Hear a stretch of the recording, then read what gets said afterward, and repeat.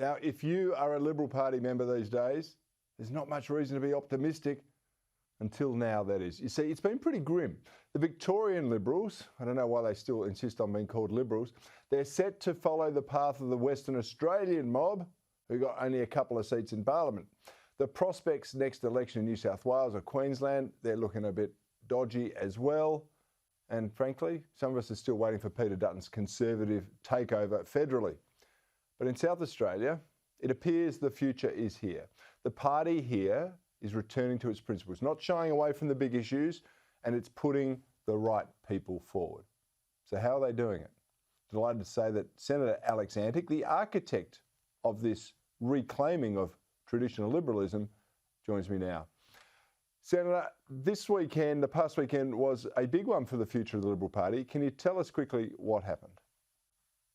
Yeah, well, thanks, Corey. Thanks for having me on. Look, it was a big weekend, and I think it was the first flag, I guess, that going up to show that Liberals are coming back to the Liberal Party in South Australia. We've had a fairly long campaign of speaking to people who are frustrated by politics, who are frustrated by the fact that they feel politics hasn't been listening to them, and providing the framework for them to get involved. You know, they always say that politics is for those who show up, and we're proving that here in South Australia inside the Liberal Party, which has attracted something like 1,000 new Conservative members from all walks of life. They're not from one particular part. They're Conservatives, Libertarians, people that might consider themselves nationalists. Those people have trickled through the party. They've elected office bearers in their various branches, if you like. Those people have been sent off to our AGM, and we've now got a Conservative state executive, which is going to set the tone for the party. We've got a great new young bloke who's the president, Rowan Mumford.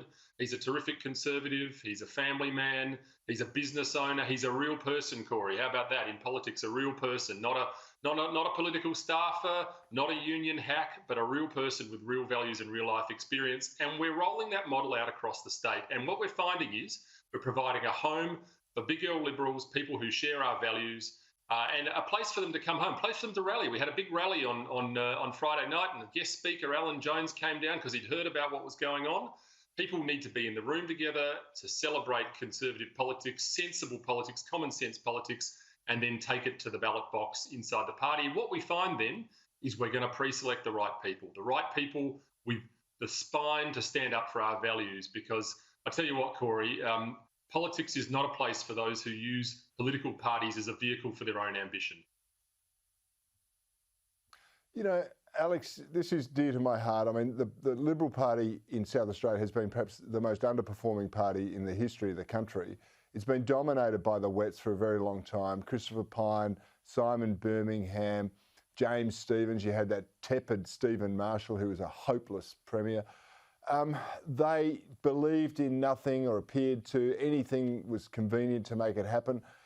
Are you telling me that their reign, their tyranny of underperformance has now stopped?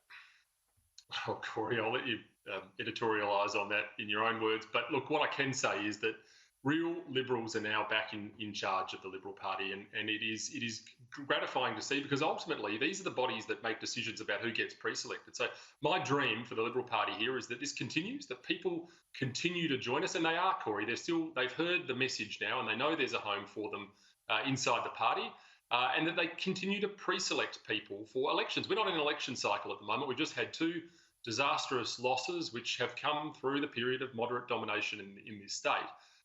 People understand that experiment is over. You know, the time for the dalliance with the left in the Liberal Party in this state is done, and we need to do something different, and we need to get back to championing our values, because that's what wins elections. Can I just interrupt, because I've only got 30 seconds or so left. There's lots of people in the Liberal Party who say, okay, they've been rejected at state level and federal level because they're not left enough. We don't want traditional Liberal values. The punters won't go with it. It's too hard. It's pejorative in their discussions. Why are those people wrong? Well, that certainly wasn't the experience in 2019, was it? With the Quiet Australians election, I guess, it was sort of a reminiscent of the forgotten people, really. And I mean, the Liberal Party is always at its best when it sticks to its values and its conservative principles. And this concept that somehow we've got to out-Labor and out-Green the Greens or out-Teal the Teals now is a nonsense. And those that are proffering that are simply going to take the party down the line of oblivion. The Liberal Party must be a conservative party. Otherwise, we don't give people something to aim at. I've never heard more in my lifetime people say, I'm not voting Liberal this time because I don't understand what it stands for. Those days are over in South Australia. Well, that will be music to the ears of many South Australians, and I suggest people right around the country are saying, why can't it happen in our division as well? Get some common sense back there. Senator Alex Antic, you're always very generous with your time. Thank you for joining me on Paul Murray Live tonight.